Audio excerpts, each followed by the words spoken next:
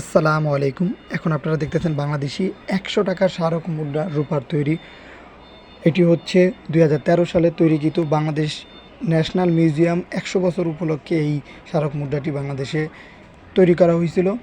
এটি বিষয়ে আপনাদের সকল ইনফরমেশন দিব যে এটি হচ্ছে বাংলাদেশে তৈরিকৃত ২০১৩ সালের একটি মুদ্রা, যার মূল্য ছিল ১০০ টাকা, কিন্তু এটি রূপার তৈরি ছিল সিলভারের। এই সিলভারটা হচ্ছে আপনার 0.925 এবং 7.5% তামা ছিল এর ভিতরে, কপার, এবং এর ওয়েট হচ্ছে আপনার 22 গ্রাম। এছাড়াও এর ব্যাস হচ্ছে 38 মিমি এবং আকৃতি হচ্ছে গোলাকার, টেকনিক মিল্ড। এছাড়াও আপনাদের যে জিনিসটি বলবো যে এই কয়েনটাতে বাংলাদেশ যে ব্যাংকের যে লোগোটা ব্যবহার করা হয়েছে, সাথে এটা মিউজিয়ামের একটি লোগো ব্যবহার করেছে, পুরনো জিনিসের স্মৃতি।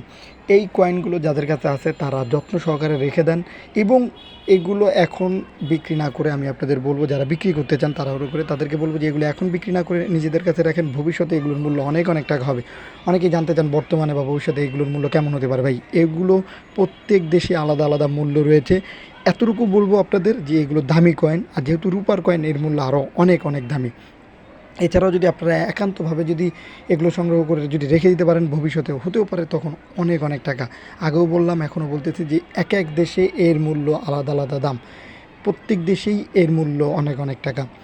এবং আপনারা যদি এই পুরনো জিনিস যদি কেউ কিনতে বা বিক্রি করতে চান, সেই ক্ষেত্রে আপনারা ফেসবুকে সার্চ দেবেন বেটার কালেকশন বিডি এবং শেখ সাব্বির হাসান মুন্সি, দুইটা গ্রুপ পাবেন, দুইটা গ্রুপে জয়েন হবেন, এবং যারা কিনতে চান সেখান থেকে পুরনো জিনিস কিনতে পারবেন, এবং যারা বিক্রি করতে চান সেখানে জিনিসের ভালো ছবি তুলে পোস্ট করবেন, ধৈর্যশীলভাবে থাকলে ইনশাল্লাহ বিক্রি করতে পারবেন।